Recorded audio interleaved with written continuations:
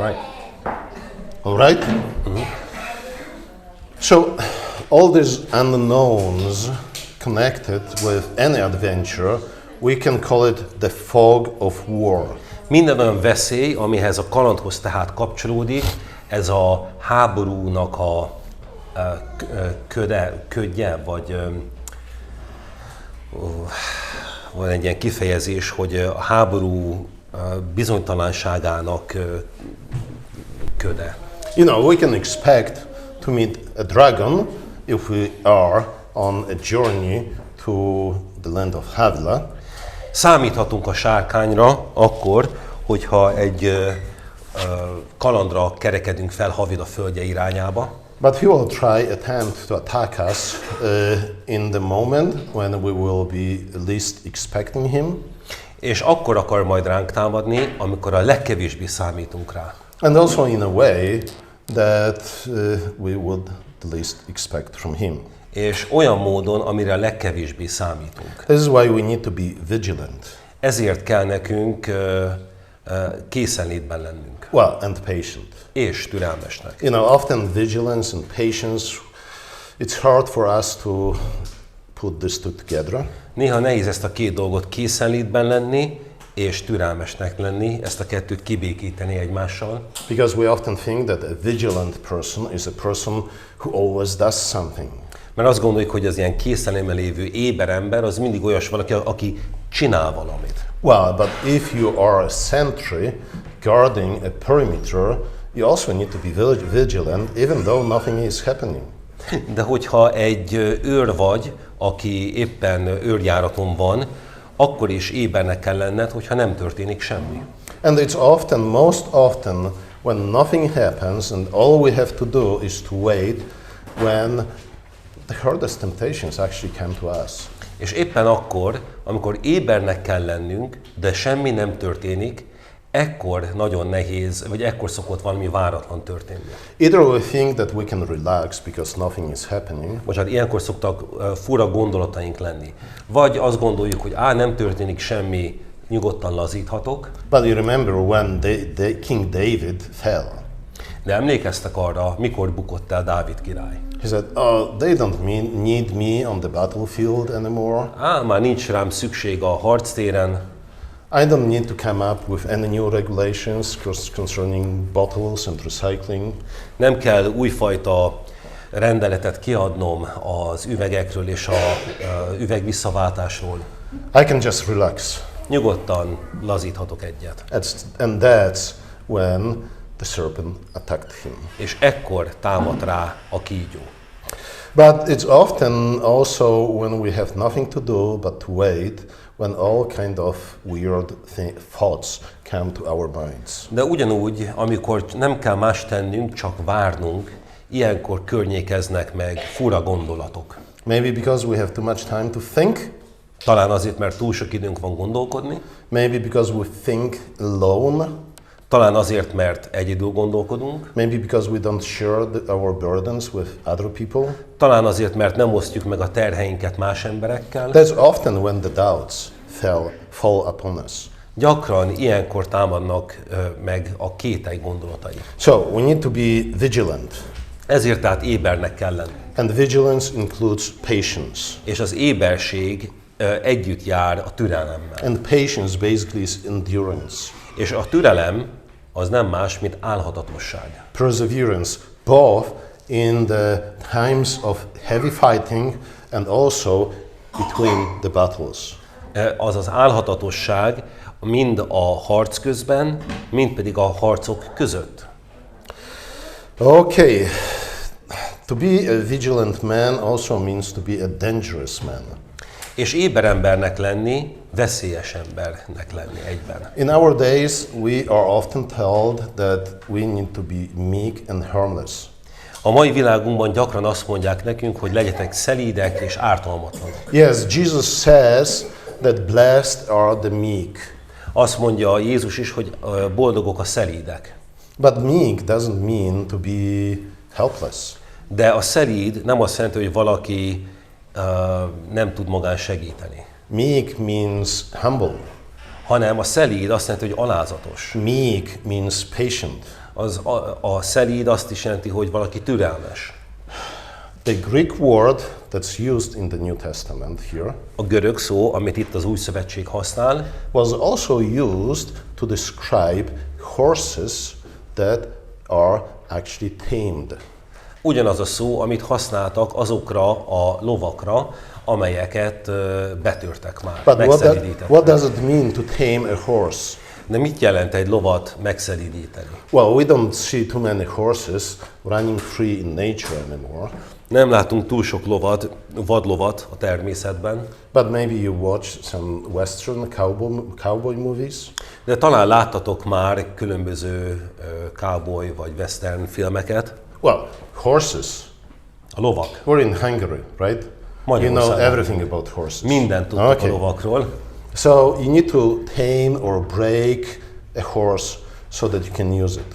Egy lovat meg kell szelídíteni, be kell törni ahhoz, hogy tud használni.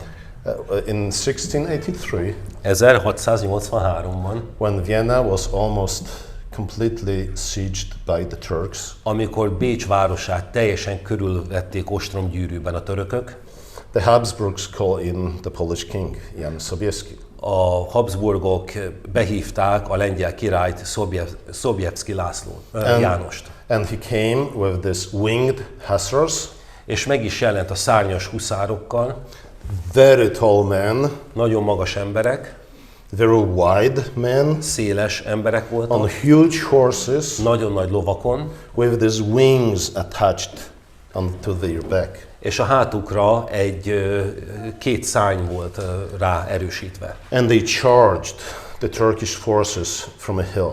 És egy hegy tetejéről rohantak neki a török lovagságnak. And they cut into the Turkish lines like a knife cuts into butter. És úgy vágtak, vagy úgy szelték át a török frontvonalat, mint ahogy egy forró kés felvágja a vajat. Kés a vajban. If you want to be a hussar, De ha a huszár akartál lenni, you need a horse kell egy ló, that actually will listen to you. egy olyan ló, ami hallgat rád. There is this unimaginable power of this war horse, a stallion. Elképesztő ereje van ennek a harci lónak. But it's, as long as it stays sheer power, De ameddig ennek a lónak úgymond az ereje csak potenciál, it's destructive rather than productive.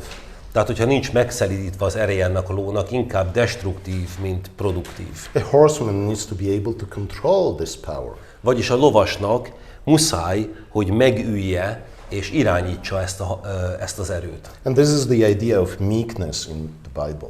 És ez a Bibliában a szelídségnek a gondolata. It doesn't mean harmless, no, it doesn't mean harmless or helpless. Nem azt jelenti, hogy valaki ártalmatlan vagy gyámoltalan, It means controlled power. hanem azt jelenti, hogy irányított erő. It's the power that you can control and put to proper use. Olyan erő, amit tudsz irányítani és megfelelő használatba állítani. It's controlled, but it's still power. Irányított, de mégis erő. And you need both, control and power. És mindkettőre szükséged van, irányításra és erőre. Because if there is no power, what good is it for? Mert ha nincs erő, akkor mire jó? But if it's not controlled, then maybe it's even worse than no power. De ha meg nem tudod irányítani az erőt, akkor még talán rosszabb, mint hogyha egyáltalán nem lenne ez az erő. So, we often think about Adam in the garden, that he was good because he was innocent. Gyakran gondolunk tehát Ádámra a kertben, hogy azért volt jó, mert ártatlan volt. That he was harmless. Mert ő ártalmatlan volt. But innocence and harmlessness is not a virtue. De az ártatlanság és az ártalmatlanság, ez nem egy erény, It's just a lack of experience. hanem ez a tapasztalatnak a hiánya csupán. It's lack of purpose. Ez a céltalanságnak az jele, It's lack of strength.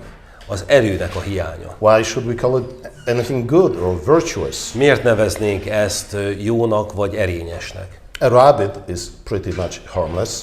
Egy nyúl is nagyjából ártalmatlan, unless you let it run freely in your house. Ha csak nem engeded meg, hogy házadon össze-vissza rohangáljon. Because then it will eat all your wires. Mert akkor meg fogja enni az összes vezetéket. But basically a rabbit is harmless. De alapvetően egy nyúl ártalmatlan. Does this harmlessness make rabbit good or virtuous? És ez az ártalmatlansága a nyúlnak valamiért erővé, vagy hasznossá, vagy erényessé teszi? No, it just turns him into a prey. Nem. Ez az ártalmatlansága a nyúlnak csupán zsákmánnyá formálja. He is the one always hunted for. Állandóan vadásszák. And he's the one always running away. És mindig a nyúl az, ami elfut. So Adam had to become a strong, powerful, we would even say dangerous man. Ezért Ádámnak egy nagy, erős, és mondhatnánk így is, veszedelmes embernek kellett lennie. But he had to learn how to control this power. De meg kellett tanulnia, hogy irányítsa ezt az erőt. How to control his emotional reactions. Hogy hogyan tudja irányítani az ő érzelmi reakcióit. You know, we are often told that we should never get angry. Gyakran mondják nekünk, hogy nem szabad mérgesnek, And haragosnak there is some wisdom in this. És van ebben bölcsesség. Because if you don't know how to get angry, maybe you better shouldn't. Mert hogyha nem tudsz hogyan jól megharagudni, akkor talán jobb is, ha nem haragszol. But God gets angry pretty often. De Isten is meg szokott haragudni elég gyakran. How can we learn to be angry like God is? Hogy tudunk mi is úgy olyan haraggal megharagudni, ahogy Isten? Well, even Apostle Paul says, get angry, but keep it under control. Pál apostoll is azt mondja, ha haragosak vagytok, ne vétkezzetek, tehát irányítsátok. Don't let the sun set upon your anger. És ne engedjétek meg, hogy a nap lenyugodjon a ti haragotokkal. But we all know how almost impossible it is to control our anger. De tudjuk mindnyájan, hogy mennyire nehéz és szinte lehetetlen irányítanunk a haragunkat. It takes a lot of training and discipline.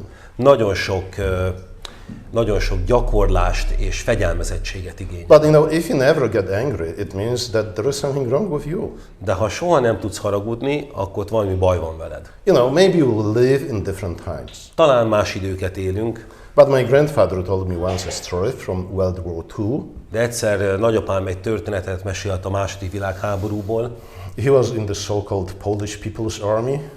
Ott harcolt az úgynevezett lengyel népi hadseregben. Which basically was a part of the Soviet army, just in Polish uniforms. Ami a szovjet hadseregnek volt a része, csak lengyel egyenruhában. So they were fighting shoulder to shoulder with Soviet Red Army soldiers. Ezért válvetve harcoltak a szovjet katonákkal. And of course, as the Soviets Red Army soldiers, they got involved in some looting and raping from time to time.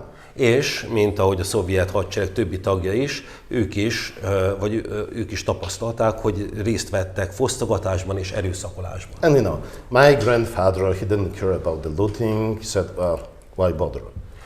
A nagyapámat nem érdekelte a fosztogatás, azt mondja, hogy nem foglalkozom ezzel. But when he saw one of these Red Army soldiers raping a German woman, that was too much for him. De amikor látta, hogy az egyik egyik vörös hadseregnek az egyik tagja erőszakolt egy német nőt, ez számára már elfogadhatatlan volt. And he got really angry. És nagyon haragos lett. And that was the most proper reaction to what he witnessed. Right? És ez volt a legjobb reakció, amit látott. He was ready to shoot the Russian. Kész volt arra, hogy lelője az oroszt. Even though he was a very good Baptist Christian. Annak ellenére, hogy egy nagyon jó baptista keresztény volt. But it was just too much for him. De ezt látni túl sok volt számára. He didn't have to shoot the Russian because the Russian chickened out. Nem kellett lelőnie az orosz katonát, mert vagy elment, vagy abba hagyta. But my point is that we are to be dangerous people. De amit akarok mondani az az, hogy igenis fontos, hogy legyünk veszedelmes emberek. Especially the serpent needs to perceive us as dangerous people. Vagy, hogy inkább így mondjam, a kígyónak veszedelmesnek kell bennünket találnia. Of course, if he doesn't think that we present any danger to him and his plans and schemes, he will leave us alone. Persze, ha semmiféle akadályt nem lát bennünk, hogy ő megvalósítsa az ő terveit, akkor békén fog bennünket hagyni. But that's not the point of Christian life. De nem ez a keresztény életnek a célja. But we want to direct our anger and our strength at the proper target. De fontos, hogy a haragunkat és az erőnket a megfelelő cél érdekébe csoportosítsuk. And we need to be wise how to use our strength and resources. És bölcseknek kell lennünk arra, hogy fel tudjuk használni ezeket az erőforrásainkat. We have to be people of self-discipline. És nekünk önfegyelmezett embereknek kell, hogy legyünk. And a little bit of sneakiness. És egy kis ravasság sem árt. You remember the story of Jael. Emlékeztek Jael történetére. She was a woman. Egy nő volt. And then a general comes to her tent. És oda megy az ő sátrához egy parancsnok. Well, he doesn't know exactly who she was, that's why he didn't attack her openly. És ez a katonai parancsnok vagy hadsereg parancsnok nem tudta, hogy ki volt Jael, ezért nem támadott rá. But she knew that he is the enemy. De Jael tudta, hogy ő az ellenség. He is the enemy he is the general of the enemy forces that want to crush the people of God. Tudta Jael, hogy ez a férfi Isten népének az Isten népére támadó hadseregnek a parancsnoka. Well, you know that story, I will not repeat it. Ismeritek a történetet, gondolom nem kell elmondanom. But because of the circumstances, she didn't attack him openly because she would have lost. De a körülményekre való tekintettel Jael nem támadt rá a hadvezérre, mert elvesztette volna. But she was not only a strong woman, she was also a smart woman. De ő nem csak egy erős nő volt, hanem egy okos nő is volt. Okay, be dangerous. Tehát légy veszedelmes. But be also a disciplined person. De légy ugyanakkor fegyelmezett is. Don't waste your strength on unnecessary fights. Ne pazarold az erődet fölösleges harcokra. Don't use it against your own people. Ne használd az erődet a saját embereid ellen. But you know, that's what's the easiest. Mert ez a legkönnyebb. You know, to go after our own people. Amikor a saját embereinkre támadunk. Because we know them pretty well. Őket egész jól. We know how to make them hurt. És tudjuk, hogy hogyan tudunk nekik a legnagyobb fájdalmat okozni. But they are not the enemy. De nem ők a mi ellenségeink. The enemy is the serpent. Hanem az ellenségünk a kígyó. And the Philistines. És a filiszteusok. Whoever decides to serve the dragon. Vagy bárki, aki a sárkányt akarja szolgálni. Okay, but let's assume tegyük fel, we have found a way to the land of Havila. Tegyük fel, hogy megtaláltuk Havila földjét. We killed the dragon. Megöltük a sárkányt. Like they killed the dragon Smaug. Ahogy megölték Smaugot. What next? Mi a következő? We find the gold. Megtaláljuk az aranyat. We find the onyx stone. Megtaláljuk az ónix követ. We even found bdellium. Még megtaláltuk az illatos gyantát vagy bedelliumot is. And finally, we know what bdellium actually is. És végre megtudjuk, hogy mi ez a bedellium. Because the Bible never tells us. Mert a Biblia soha nem mondja. Excuse me, I need to, because it doesn't. Ha jól tudom, egy kis a fordítás, ez az illatos gyantának fordítja a magyar Biblia, de más fordításokban, magyarban is bedelliumnak olvashatjuk, és a Biblia soha nem definiálja azt. Mission accomplished. Na, akkor a küldetés elvégezve. But is gold the actual prize? De az arany a fő nyeremény? Well, if you listened carefully to my first talk, you know that the gold is only means to a bigger and more important goal. Ha emlékeztek az első előadásra, ott mondtam, hogy az arany csak eszköze egy sokkal nagyobb célnak. If we think that the prize is just the gold, Ha azt gondoljuk, hogy a főnyeremény maga az arany, we have misunderstood the whole biblical narrative. akkor teljesen félreértjük a Biblia történetét. Because we know who hoards gold. Mert mi tudjuk, hogy ki az, aki gyűjtögeti az aranyat. It's the dragon.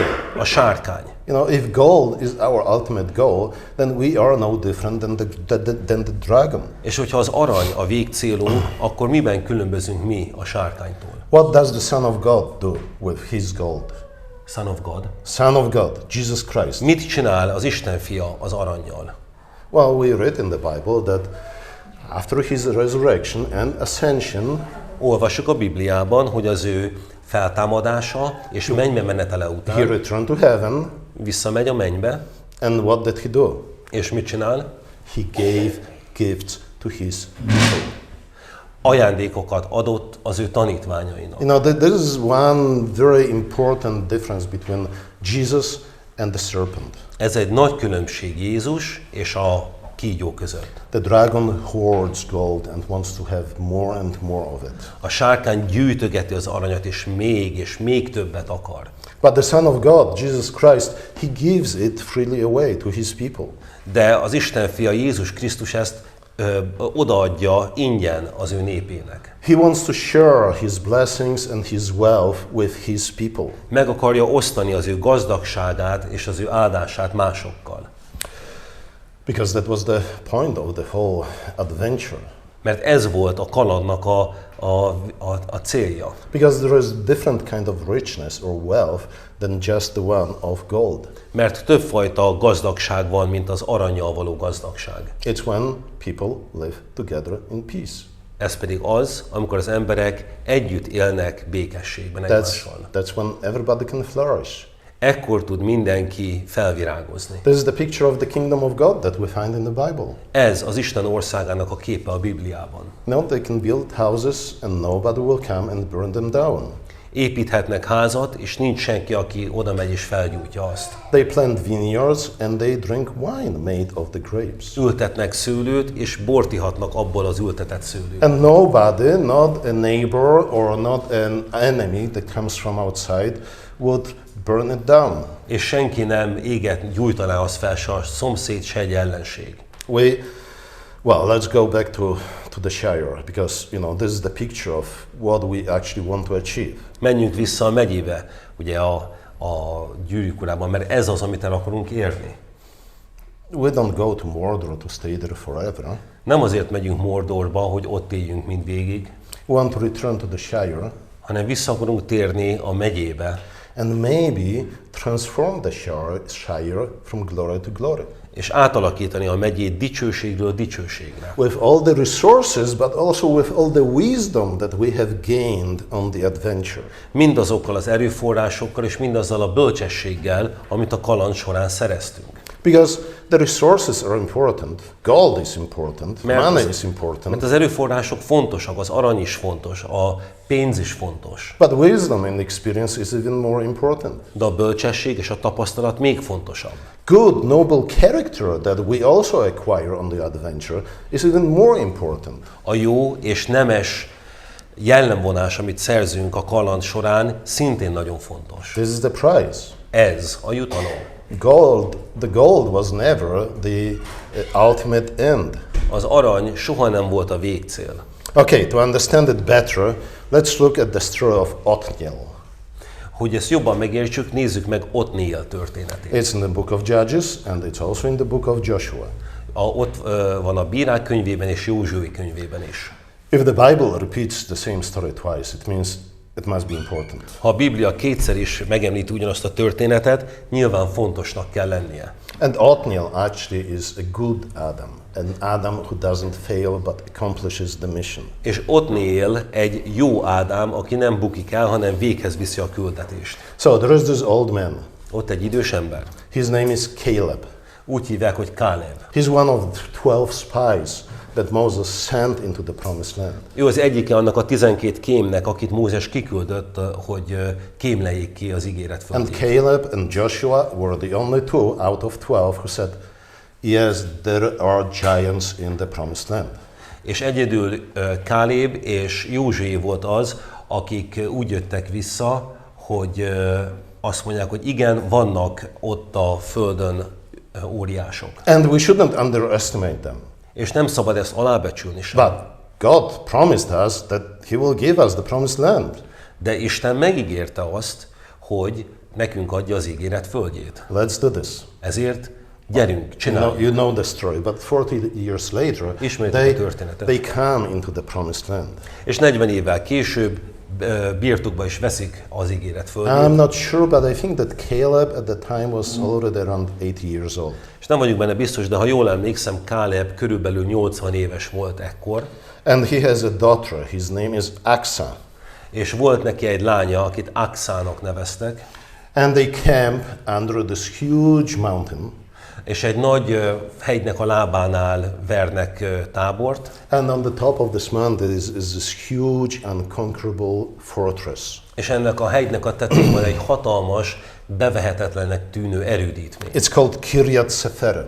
Úgy nevezik, hogy Kiryat Sefer. Which means the city of books. Ami azt jelenti, hogy a könyvek városa. Something important. Valami nagyon fontos. And it was guarded by the Anakim. És olyan valami volt ez az erődítmény, amit az Anakimok védelmeztek. And our Bibles usually call them giants. És a Biblia, illetve Anák fiainak nevezi, de a Biblia gyakran óriásoknak nevezi őket. Well, maybe they were giants because they were 3 meters tall. Talán lehettek óriások, mert 3 méter magasak voltak. But maybe they were called giants because they were invincible. Vagy talán azért voltak óriások, mert legyőzhetetlenek voltak. And everybody was afraid of them. És mindenki félt tőlük. And Caleb says, whoever takes the fortress, és azt mondja Káleb, hogy aki beveszi ezt az erődítményt, I will give him the hand of my daughter. Joshua says this or Caleb? Caleb. Káleb, tehát aki azt mondja, hogy aki beveszi az erődítményt, annak adom a lányom kezét. And we don't know whether Aksa was a beautiful girl or not. Azt nem tudjuk, hogy Aksa szép lány volt-e vagy sem. I assume she was. Gondolom, hogy igen. But she also was a daughter of Caleb. De ő volt Kálébnak a lánya. And Caleb was not nobody. És Káleb nem egy senki volt. She came from a very good, noble family. Ő egy nagyon jó nemesi családból származott. So here's the challenge. Itt van tehát a kihívás. And Othniel says, I will go. És Othniel azt mondja, én megyek. We don't know exactly, but nem tudjuk pontosan, de you know, based on similar stories in the Bible, I'm pretty sure that other people told Othniel, are you nuts? Tehát nem vagyok benne biztos, de azért más bibliai történetekből kiindulva biztos vagyok benne, hogy voltak emberek, akik azt mondták Othnielnek, hogy te megőrültél. You know, it's look at the mountain, look at the forest, look at these people. Nézd meg a hegyet, nézd meg az erődítményt, nézd meg, akik őrzik azt. But he says, I will take it. De azt mondja Othniel, én be fogom venni. Because if God with us, mert ha Isten velünk, who is against us? Kicsoda lehet ellenünk? I know this saying is often abused. Tudom, ezt a igeverset gyakran félre használják. Well, but not in this case, because the promised land is the land that God promised to give to His people. De nem ebben az esetben, hiszen az ígéret földje, az azért ígéret földje, mert Isten megígérte, hogy odaadja a népnek. So he goes to war, he fights the giants, and he captures the city. Ezért Othniel háborúba megy, megküzd az óriásokkal, és beveszi a várost. And then he gets the hand of Caleb's daughter, Aksa. És aztán elnyeri Káleb lányának, Aksának a kezét. He wins a bride. Eljön és megnyer egy mennyasszonyt. This is the typical love story, right? Ez a tipikus szerelmes történet, nem? Well, only that in our days the knights are not really like Othniel. Annyi különbség, hogy a manapság lévő lovagok nem olyanok, mint Othniel. They don't ride on horses. Nem lovakon járnak. They don't fight giants. Nem harcolnak óriásokkal. They are cheap, fake, blown egg kind of knights. Hanem egyfajta olcsó és blown egg? Egg blown egg. Like you blow through the egg and you have only the shell. Igen. Olyanok, mint egy olcsó, kifújt tojás, ami ugye úgy néz ki, mint a tojás, de gyenge a szerkezete. Well, and they win the prize that they deserve. És olyan mennyasszonyokat szereznek meg, amit megérdemelnek. I'm tempted to go into this. I'm telling you, too much plastic surgery Túl is a sokat bad mondok, idea. de például mondanám, hogy a plastika, illetve hát ezek a plastikai műtétek nem a legjobb. So he wins a bride, Tehát egy mennyasszonyt szerez magának, which means he wins the future. azaz megnyeri a jövőt. Because we can have like an army of knights, very brave, very noble, but if they have no brides, there is no future for the kingdom. Mert lehet egy nagy hadseregünk kiváló lovagokkal, és lehet, hogy nagyon jó lovagok, de ha nincsen feleségük, nincs mennyasszonyuk, akkor nincs jövőjük. There is one future that differs women from men. Van egy jövő, amiben különbség van a férfiak és a nők között. A woman can become a mother, Az, hogy egy nő lehet anya. right? They are the future constructors or the constructors of the future. Ezért a nők a jövő építői. They give birth to new generations and new worlds. Ők adnak, hogy ők úgymond a szülés által hoznak létre új világot. That's why a knight wants to win a bride. Ezért akar egy lovag megszerezni egy hercegnőt, egy mennyasszonyt. And we see that the bride that he won by defeating the giants was a very, very wise woman.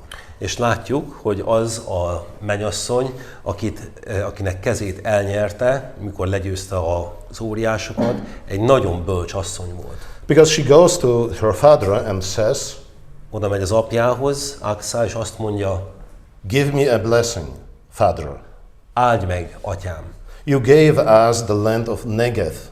Nekünk adtad The land of Negev. Negeb földjét, Give me also springs of water. adj nekünk folyóvizeket. We could spend a week talking about just this one verse. Csak egy egész hetet eltölthetnénk ennek az egy igeversnek a magyarázatával. So, Othniel was a dangerous man. Othniel, tehát egy veszedelmes ember volt, He was a man with a mission. Volt egy célja, He had his strength under control. az ő erejét irányítása alatt He tartotta, hit where he had to hit and when he had to hit. és odaütött, ahova ütnie kellett, amikor ütnie kellett, And he destroyed the fortress of the giants. és lerombolta az óriások erődítményét. Which is basically another name for a nest of a dragon. Vagyis ez egy más neve, úgymond egy sárkányfészeknek. And he gets a bride, which means he gets a future, he gets a companion, Megszerez egy mennyasszonyt, azaz megszerzi a jövőt, kap egy segítőtársat, and he gets the land and water. és megkapja a földet és a vizet. This is all that you need, Ennyire van szükségetek. right? And then he builds a future. És aztán megépíti a jövőt. A future that's better than the past. Egy olyan jövőt, ami jobb, mint a múlt. And later he became one of the judges in Israel. És később ő lesz Izraelnek a bírája. And like Shamgar, he brought peace to the land. És mint Samgár, ő is békességet So you hozott see- a földnek. Both the gold and the city are merely containers for life. Éppen ezért mind az arany, mind a város, ezek csak úgymond edényei az életnek. They are good, Ezek jók, but they are only means to a much more important and bigger end. de ezek csak egy eszközei egy sokkal nagyobb célnak. But there is a danger in any victory. De minden győzelemben van egy veszély. You know, the Hebrew word that we translate as glory Az a héber szó, amit mi dicsőségnek fordítunk, means weight, szó szerint azt jelenti, hogy súly. something that is heavy. Valami, aminek súlya van. This is why gold is a symbol of glory in the Bible. Ezért az arany a dicsőségnek a jelképe a Bibliában. Because it's heavy and it's shiny. Mert nehéz és csillog. But it means that any victory that brings any authority Any success is something that is heavy. It is a burden that we need to carry. De minden győzelem, minden dicsőség, amit tehát megszerzünk, nehéz, azaz teher számunkra, tehert hoz, jelent számunkra. And you know, this is what almost happened in The Hobbit. És majdnem ez történik a Hobbitban. Because the dwarves are under the spell of gold. Mert a törpék az arany babonáj vagy igézése alatt állnak. It is too heavy a burden for them to carry. Túl nagy súly, hogy el tudják vinni. And if not for the Hobbit, for Bilbo, they would have turned into dragons. És hogyha Bilbo nem lett volna ott, mint a Hobbit, akkor ők lettek volna az új sárkányok. This is why we should be a little bit afraid of any success. Éppen ezért egy kicsit tartanunk kell, vagy félnünk kell a sikertől. Because glory is heavy. Mert a dicsőségnek terhe van. But it can also puff us up. De felfuvalkodottá is tud tenni minket. And this means that we would no longer be able to control our strength. Ami azt jelenti, hogy már nem lennénk képesek arra, hogy az erőnk felett uralkodjunk. And we see that in the Bible happening quite often. És elég gyakran látjuk ezt előfordulni a Bibliában. You know, for example, King Saul. Például Saul király. You know, he wasn't able to carry the heavy burden of authority or the golden crown on his head for too long without failing. Nem tudta túl sokáig elviselni a dicsőséget, vagy a aranyból készült koronáját a fején, mielőtt elbukott volna. So, after the victory, ezért a győzelem után we cannot just return to like a worry-less default position. Nem térhetünk vissza a worry or war. Worry less. Nem térhetünk relaxed. Vissza, nem lazulhatunk el, nem lehetünk, most már nem aggódom semmi miatt. You know, it's really hard and dangerous to get to Havila and find the gold. Nagyon nehéz és veszélyes eljutni Havilába és megszerezni az aranyat. But to bring the gold back from Havila to the garden, I think it even more dangerous. De visszahozni az aranyat Havilából a kertbe talán még veszélyesebb. But now, because now we have in our hands something that's both, well, something that's very powerless. Mert most már olyas valami van a kezünkben, ami nagyon nagy ereje van. So, how don't we fail under the burden of victory? Ezért hogy nem bukunk el a győzelem súlya alatt? Under the burden of new wealth or authority?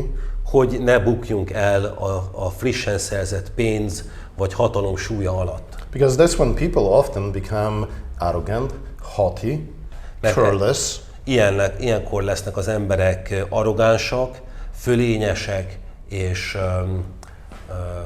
elővigyázatlanok. You know, I don't want to mention the name of the country. Nem akarom megemlíteni az országnak But only a few weeks ago, de csak pár héttel ezelőtt, you know, it is a country that's torn by war, actual war. People are dying. Ez olyan ország, amelyet háború sújt, és emberek halnak meg. And what do the powerful people do? És mit csinálnak ennek az országnak az erős emberei? Are they strong enough and self-disciplined enough to be able to carry the weight of the authority that's on their shoulders? Elég erősek ahhoz, hogy el tudják viselni és el tudják hordozni annak a felelősségnek a súlyát, ami a vállukon van? Not all of them. Nem mind. Instead, what do? Helyette mit csinálnak?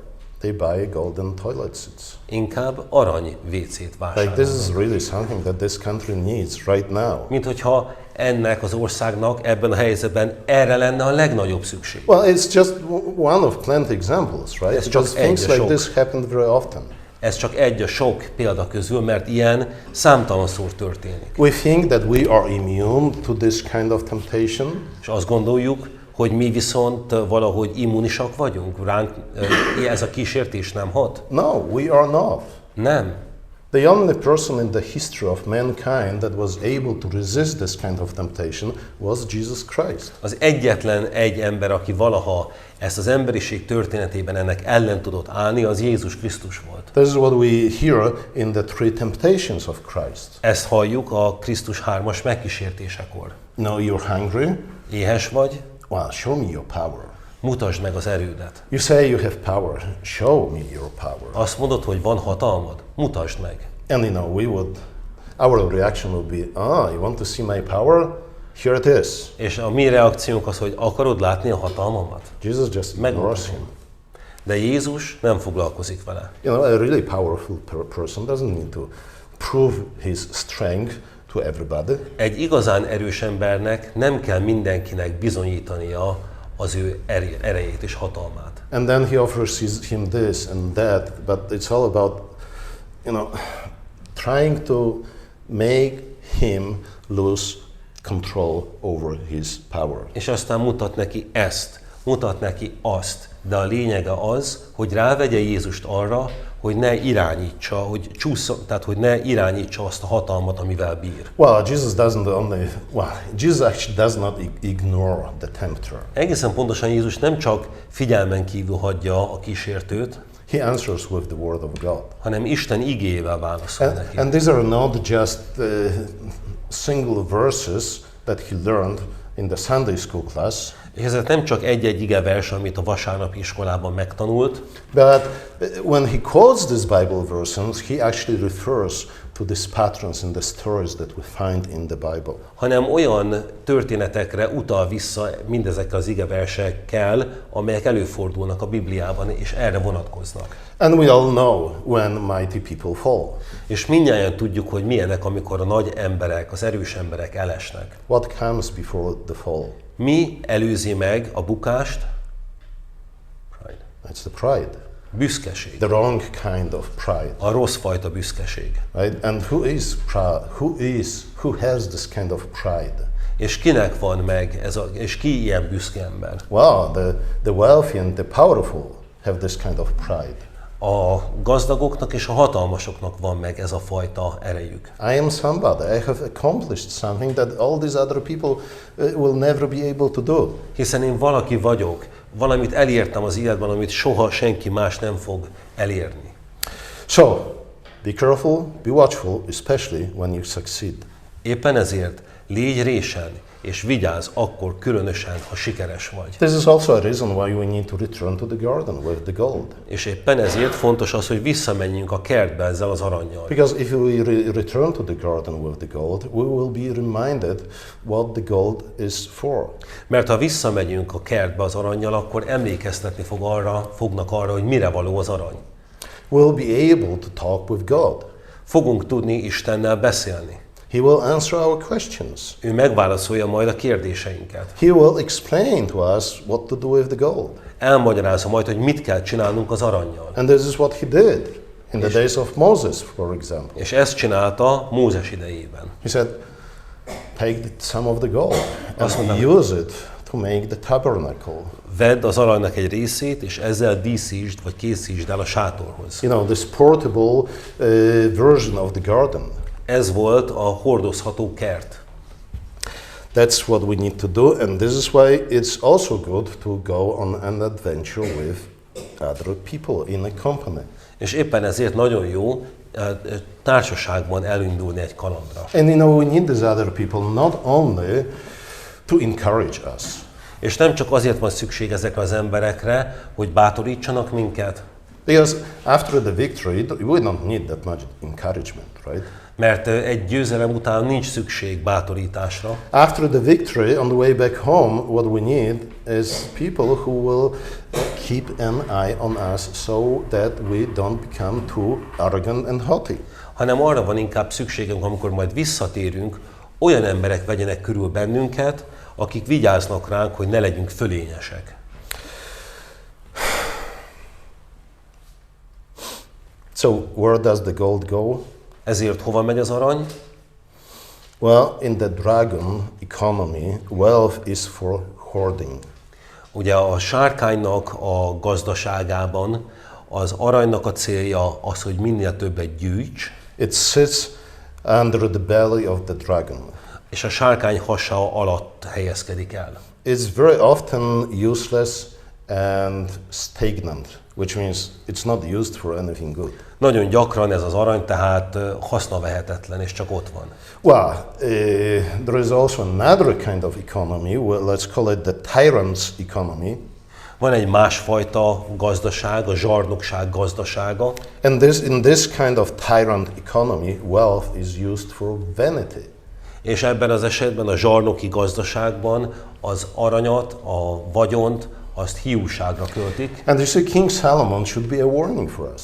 És Salamon királynak éppen emiatt intő példának kell előttünk lennie. He was both the wisest and the wealthiest. Ő volt a legbölcsebb és a leggazdagabb. And yet it was his wealth that caused his fall. És mégis az ő vagyona volt az, ami a bukását eredményezte.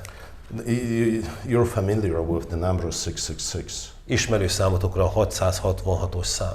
666. Where do we find it?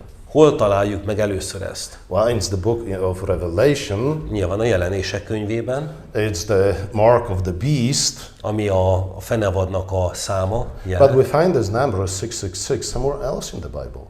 És ezt valahol máshol is látjuk a Bibliában. The King Solomon. Salamon királynál.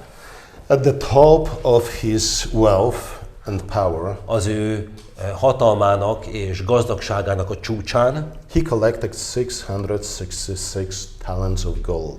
666 talentum aranyat gyűjtött be. It should tell us something. Ez valamit el kell, hogy fedjen előttünk. I think this is one of the reasons why God didn't put gold in the garden.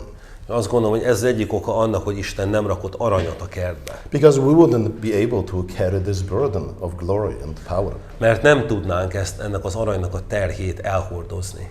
Adam had to leave the garden and go to the land of Havilah so that he would learn and mature.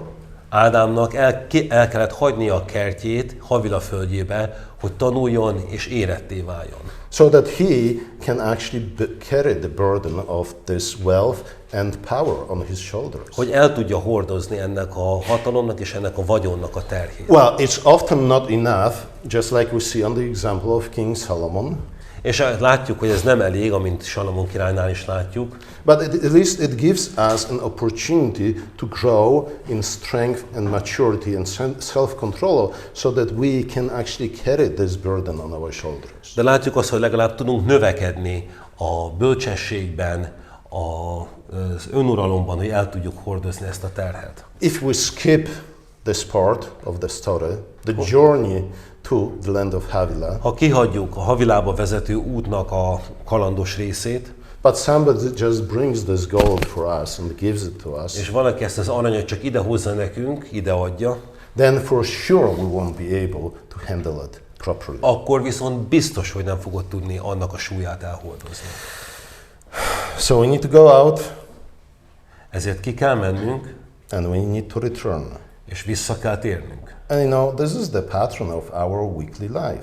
És ez a mi heti életünknek a ritmusa. We go out into the world during the week. Kimegyünk a világba a hétköznapokban, a munkanapokon. Monday, Saturday. Hétfőtől egészen szombatig. Well, this is what the Bible tells us to do. Ezt tanítja nekünk a Biblia. Before it says you will take one day of rest, it says you will work for 6 days a week. Mielőtt azt mondja, hogy egy napot pihenj, azért azt mondja, hogy 6 napot dolgozz. So we go out and we do our jobs, our businesses, art, politics. Ezért a 7-6 napján a munkánkat végezzük, legyen az akármilyen munka, politika, művészet. We fight all kind of dragons. Mindenféle sárkányokkal megküzdünk. We dig for gold. Bányásszuk az aranyat. We extract the value from the land. Kivesszük a földnek az értékét. And on the Lord's day, then we return to the garden and bring all this wealth back with us. És az Úr napján pedig mindezt visszamegyünk a kertbe, és mindezeket magunkkal visszük. We offer a part of it to God as our tithes. Ennek a vagyonnak egy részét Istennek ajánljuk, ez a tized. Which is not only an act of worship, but also a reminder. Ez nem csak az imádatnak a része, hanem egy emlékeztetés is számunkra. That without him we would not have been able to extract the gold. Azaz, hogy Isten segítsége nélkül nem tudtuk volna kibányászni az aranyat. But also we wouldn't be able to carry the burden, the weight of the gold of glory on our shoulders. És nem tudnánk elviselni sem Isten nélkül ennek az aranynak a súlyát. And that's also where we break the bread. És éppen ez az, ahol megtörjük a kenyeret. And drink the wine. És megisszuk a bort. Which again, but maybe next time we'll go deeper into this. Ami, majd legközelebb erről is lehet szó talán, is like gold. Ami szintén olyan, mint az arany. It's actually more than gold. Sőt, annál több is. Because gold is just out there. All you have to do is to find it. Mert az arany ott van, csak meg kell találni. But bread and wine does not grow on trees. De a kenyér és a bor az nem terem fán. It's both the fruit of nature, but also of culture. Mert ez a természetnek és a kultúrának a gyümölcse. It's the fruit of the land, but also the fruit of our hands. A földnek és a kezeink munkájának a gyümölcse. And we offer all this to God. És mindezt Istennek felajánljuk. Ask him to bless it. Megkérjük, hogy áldja meg. Ask him to give us wisdom how to handle all this wealth. És kérjük, hogy adjon bölcsességet, hogy hogyan tudjuk kezelni ezt a vagyont. If we leave the gold in Havila, hogyha ott hagyjuk az aranyat Havilában, well, if you never go to Havila for the gold, hát ha soha nem mész el Havilába az aranyért, again, we will be like kids, and then teenagers, and then adolescent people, and then old people who stay in the house of their parents forever. Ha nem megyünk ki tehát Havila földjére, olyanok leszünk, mint egy gyerek, aztán egy tinédzser, aztán egy felnőtt ember, aztán egy olyan idős ember, aki soha nem hagyja el a szülői házat. We will basically waste our life away. Azaz, elpazaroljuk az életünket. If we go to Havila and never return to the garden, ha pedig elmegyünk Havilába, de soha nem megyünk vissza a kertbe, we will become powerful, but only for a time being. Akkor valóban hatalmasak leszünk, de csak egy időre. Because then we will use this gold to build not a city of God, mert akkor ezt az aranyat nem arra használjuk majd, hogy az Isten városát építsük fel, but to build a city of man. hanem az emberek városát. A city like Cain built. Egy olyan várost, mint amit Káin épített. A city that can produce only leaders like Lamech. Amely város csak egy olyan vezetőt tud kitermelni, mint Lámek. Who boasted that if God promised a sevenfold revenge on anybody who wants to kill Cain, aki azzal dicsekedett, hogy ha Isten 7-szeres büntetést adott azért, ha valaki bántaná Káint, he said, "Oh, my revenge won't be sevenfold, but 77fold." Akkor az én bosszum, Lámek mondja, az én bosszum viszont nem 7-szeres, hanem 77-szeres lesz. So the true Adam, ezért az igazi Ádám, which is Jesus Christ, he is the second Adam. Ő a második Ádám. He brings the world into the church. Ő viszi a világot az egyházba, to offer it to the Father. Hogy az atyának fölajánlja. He wins the bride. Ő megszerzi a mennyasszonyt. After killing the dragon. Miután legyőzte a sárkányt. And he takes all the spoils, all this wealth that he wins. És az összes hadizsákmányt, amit megszerez, to share it with his people. Szétosztja az ő népének. He doesn't want to hold it all close to his heart. Nem magához szorongatja és gyűjtögeti. He is the one who casts his bread on the waters. Ő az, aki a kenyerét szétteríti a vizen. Well, not only because he knows that it will return to him. Nem csak azért, mert tudja, hogy ez visszajön majd hozzá. But because he is a noble king. Hanem azért, mert ő egy nemes király. And he knows that there is more glory in sharing with his blessings and wealth, sharing his blessings and wealth with his people, than just keeping it all to him. És tudja, hogy sokkal többet ér, és nagyobb az értéke megosztani a javait az ő népével, mintha csak magának tartaná meg. Because, again, who holds it everything very close mert to még his egyszer, heart? ki az, aki a szívéhez szorongatja a pénzt, illetve az aranyat? Who is the one who sits on this pile of gold? Ki az, aki a hatalmas aranyhegyen ül, killing everybody who comes close? megölve mindenkit, aki megközelíti? Well, now you know the answer to the question. Most már tudjátok a választ rá. I think that's enough. és itt a Should we have a break before the Q&A, or should we do the Q&A now? Tartsunk egy rövid szünetet a kérdések előtt, vagy pedig... A break or a questions now? Break. Break. Great. That's what I was hoping for.